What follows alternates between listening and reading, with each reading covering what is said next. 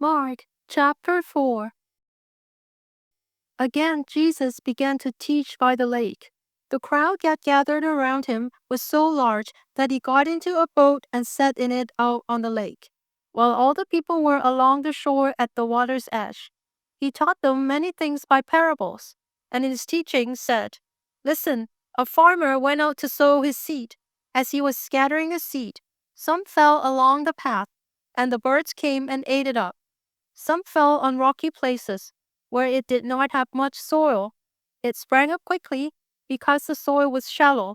But when the sun came up, the plants were scorched, and they withered because they had no root. Other seed fell among thorns, which grew up and choked the plants, so that they did not bear grain. Still other seed fell on good soil. It came up, grew and produced a crop. Some multiplied 30, some 60, some 100 times."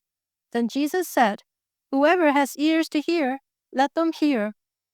When he was alone, the 12 and the others around him asked him about the parables. He told them, "The secret of the kingdom of God has been given to you, but to those on the outside everything is said in parables, so that they may be ever seeing but never perceiving, and ever hearing but never understanding. Otherwise they might turn and be forgiven." Then Jesus said to them, "Don't you understand this parable? How then will you understand any parable? The farmer sows the word. Some people are like seed along the path, where the word is sown. As soon as they hear it, Satan comes and takes away the word that was sown in them. Others, like seed sown on rocky places, hear the word and at once receive it with joy. But since they have no root, they last only a short time. When trouble or persecution comes because of the word, they quickly fall away. Still others, like seed sown among thorns, hear the word, but the worries of this life, the deceitfulness of wealth, and the desires for other things come in and choke the word, making it unfruitful. Others, like seed sown on good soil, hear the word, accept it, and produce a crop, some 30, some 60, some 100 times what was sown." He said to them, "Do you bring in a lamp to put it under a bowl or a bed? Instead, don't you put it on its stand?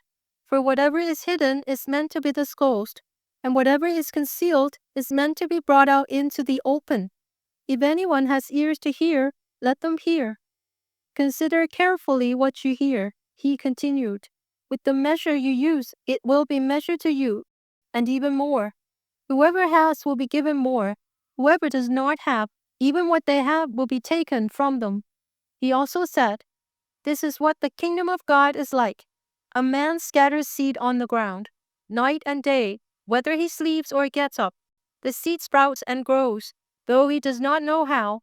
All by itself the soil produces grain, first the stalk, then the head, then the full kernel in the head.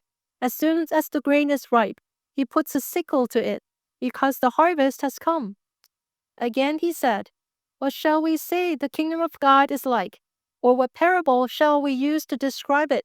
It is like a mustard seed, which is the smallest of all seeds on earth.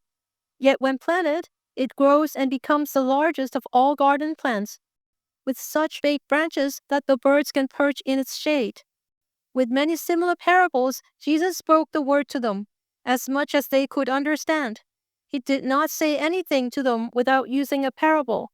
But when he was alone with his own disciples, he explained everything. That day when evening came, he said to his disciples, "Let us go over to the other side." Leaving the crowd behind, they took him along, just as he was, in the boat. There were also other boats with him. A furious squall came up, and the waves broke over the boat, so that it was nearly swamped.